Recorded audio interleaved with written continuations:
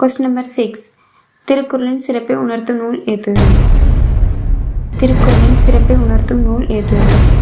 Answer திருவள்ளுவ மாலை. திருக்குறளின் சிறப்பை உணர்த்தும் நூல் எது? ஆன்சர் திருவள்ளுவ மாலை. Question number 7. திருக்குறளில் பயன்படுத்தப்படாத உரை எழுத்து எது? திருக்குறளில் பயன்படுத்தப்படாத உரை எழுத்து எது? ஏ அவ். திருக்குறளில் பயன்படுத்தப்படாத உரை எழுத்து அவ்.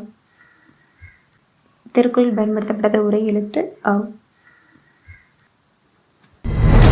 நீ என்ற எழுத்து திருக்குறளில் எத்தனை முறை பயன்படுத்தப்பட்டுள்ளது? 1705. நீ என்ற எழுத்து திருக்குறளில் எத்தனை முறை பயன்படுத்தப்பட்டுள்ளது?